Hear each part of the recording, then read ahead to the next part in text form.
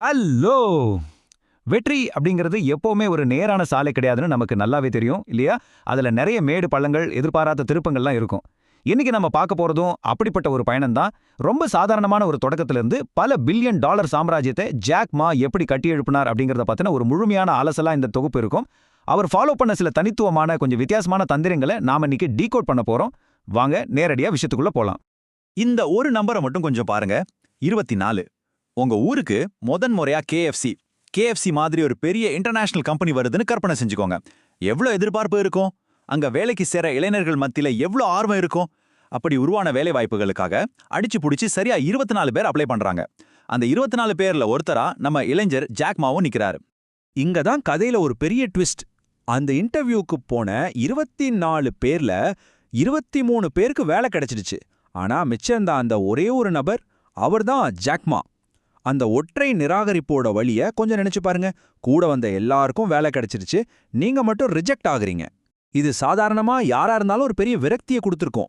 ஆனா அந்த மாபெரும் தோல்விதான் பிற்காலத்துல அவர் ஒரு சாம்ராஜ்யத்தை உருவாக்குறதுக்கான ராக்கெட் எரிபொருளா மாறுச்சு. சரி, கேஎஃப்சியால நிராகரிக்கப்பட்ட ஒருத்தர் எப்படி இவ்ளோ பெரிய வெற்றி அடைஞ்சார்? அந்த சீக்ரெட் பிளே புக்கே நாம 5 முக்கிய தத்துவங்களா பார்க்க போறோம். 1. நிராகரிப்பே உந்து சக்தி. 2. வெற்றியின் ரகசியம். 3. முட்டாள்தனமான யோசனைகளை நம்புவது. 4. தாய் வணிக மாதிரி. அப்புறம் 5. எல்லைகளற்ற வளர்ச்சி. வாங்க ஒவ்வொன்னா டீட்டெயிலா பார்க்கலாம். முதல் பகுதி, நிராகரிப்பே உந்து சக்தி. ஆரம்பகால தோல்விகளை அவர் எப்படி தன்னோட அடித்தளமா மாத்திக்கிட்டான்னு பார்க்கலாம். உலக புகழ்பெற்ற ஹார்வர்ட் யூனிவர்சிட்டியில சேரணும்னு நிறைய பேருக்கு வாழ்நாள் கனவா இருக்கும். அங்க அப்ளை பண்ணி ஒரு தடவை 2 தடவை இல்ல, தொடர்ந்து 10 தடவை ரிஜெக்ட் ஆன ஒரு மனுஷனை பத்தி யோசிச்சு பாருங்க. கேஎஃப்சில ஒரு சாதாரண வேலைக்கும் அவரை வேடான்னு சொல்லிட்டாங்க. ஆனா இந்த மாபெரும் நிராகரிப்புகள் தான் அவருக்கு கொஞ்சம் கூட அசராட ஒரு மன உறுதியை கொடுத்துச்சு. இன்னைக்கு அவரோட நெட்வொர்த், அதாவது நிகர சொத்து மதிப்பு என்ன தெரியுமா? கிட்டத்தட்ட 23 பில்லியன் டாலர்கள். இது ஏதோ லாட்டரியில் அடிச்ச அதிர்ஷ்டம் கிடையாது. ஒவ்வொரு அடியிலையும் பாடம் கத்துக்கிட்ட ஒரு மனுஷனோட அசுரத்தனமான மீட்சி. இப்படிப்பட்ட தனிப்பட்ட தோல்விகளை தாண்டி ஒரு மாபெரும் டீமை அவர் எப்படி கட்டி எழுப்பினார்? அதை நோக்கிதான் நம்ம 2வது பகுதி போகுது. வெற்றியின் ரகசியம், அதிகாரமளித்தல் மற்றும் பச்சாதாபம். இத ரொம்ப பிரமாதமா விளக்குறதுக்கு இந்த ஒரு புள்ளி விவரமே போதும். அலிபாபா நிறுவனத்தோட ஒட்டுமொத்த பணியாளர்கள்ல 47% பேர் பெண்கள். உலகெங்கிலும் இருக்கிற ஐடி கம்பெனிகளை எடுத்துக்கிட்டா இது நிஜமாவே நம்ப முடியாத ஒரு மிகப்பெரிய ரெக்கார்ட். இது ஏதோ தற்செயலா நடந்ததே இல்ல. தங்களோட கம்பெனியோட வெற்றிக்காக அவங்க ரொம்ப திட்டமிட்டு எடுத்த ஒரு மாபெரும் முடிவு. ஏன்னு கேக்குறீங்களா? பெண்கள் பொதுவாவே தங்களை விட மத்தவங்கள பத்தியும் தங்களோட குழுக்களோட நலனை பத்தியும் இயல்பாகவே அதிகமா சிந்திப்பாங்கன்னு அவர் நம்புறார். 21ஆம் நூற்றாண்டுல நாம ஜெயிக்கணும்னா மத்தவங்களுக்கு அதிகாரம் அளித்து அவங்கள நம்ம விட சிறந்தவங்களா மாத்தணுமா? அதுதான் உண்மையான வெற்றிக்கான திறவுகோள். நிஜமா யோசிச்சு பாருங்க. உங்க கம்பெனில மத்தவங்கள உங்களை விட சிறந்தவங்களா வளர்த்து விட நீங்க தயாரா இருக்கீங்களா? அப்படியே நம்ம 3வது பகுதிக்கு வருவோம். முட்டாள்தனமான யோசனைகளை நம்புவது. கடுமையான விமர்சனங்களை தாண்டி எப்படி அதிரடியா சிந்திச்சு சாதிக்கிறதுன்னு இதுல பார்க்கலாம். இத கொஞ்சம் இமேஜின் பண்ணி பாருங்க. அலிபே அப்படின்னு ஒரு புது டிஜிட்டல் பேமெண்ட் சிஸ்டமை நீங்க உருவாக்க நினைக்கிறீங்க. அந்த ஐடியாவை உங்க கூட இருக்கிறவங்க பெரிய பொருளாதார வல்லுநர்கள் கிட்ட எல்லாம் சொல்றீங்க. அவங்க எல்லாரும் முகத்துல அடிச்ச மாதிரி உனக்கு வந்த யோசனைகள்லயே இதுதான் ரொம்ப முட்டாள்தனமானது அப்படின்னு சொல்றாங்க. உங்களுக்கு எவ்வளவு வலிக்கும்? நிறைய பேர் அந்த இடத்துல அந்த ஐடியாவை குப்பை தொட்டியில போட்டிருப்பாங்க, ரைட்? ஆனா ஜாக்மா அதை பத்தி கொஞ்சம் கூட கவலைப்படல. ஒரு ஐடியா மத்தவங்க பார்வைக்கு முட்டாள்தனமா இருக்கா, புத்திசாலித்தனமா இருக்கா அப்படிங்கிறது அவருக்கு முக்கியம் இல்ல. மக்கள் அதை தினசரி வாழ்க்கையில யூஸ் பண்றாங்களான்னு மட்டும்தான் அவர் பார்த்தார். இன்னைக்கு அதோட ரிசல்ட் என்ன தெரியுமா? அன்னைக்கு முட்டாள்தனமானதுன்னு எல்லாராலையும் விமர்சிக்கப்பட்ட அதே அலிபே இன்னைக்கு 80 crores, ஆமாம் 800 மில்லியன் யூசர்ஸை வச்சு உலக வர்த்தகத்தையே பிரம்மாண்டமா புரட்டி போட்டிருக்கு. இந்த அளவிலான ஒரு பிரம்மாண்ட வளர்ச்சியை நாம எட்டும்போது வெற்றிக்கான அர்த்தமே மாறிடுதுன்னு அவர் சொல்றார். 1 மில்லியன் இல்லனா 10 மில்லியன் டாலர் வச்சிருந்தா அது உங்க சொந்த பணம்.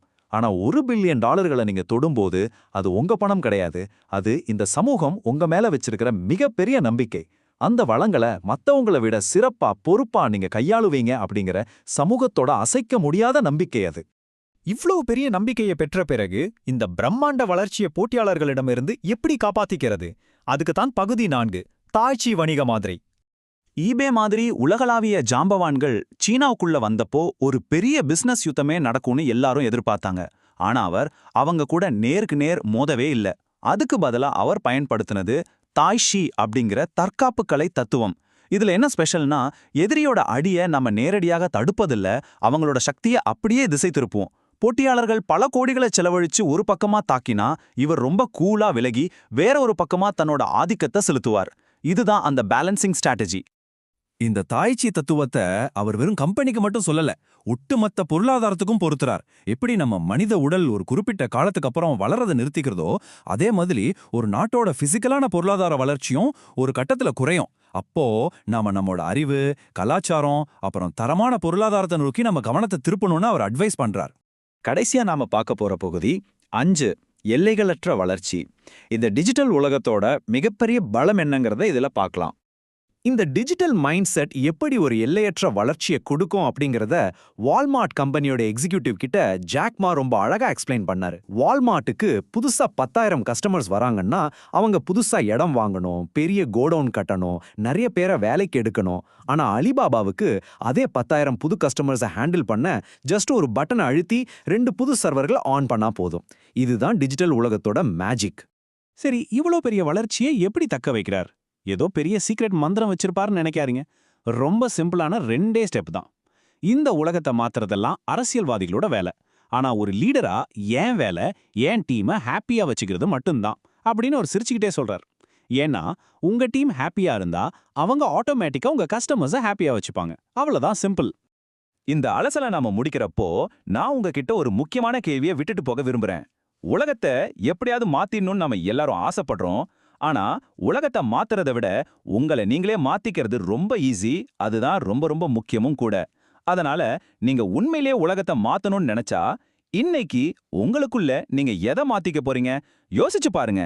இந்த ஒரு சிந்தனையோட இன்னைக்கு நாம விடைபெறுவோம். நன்றி.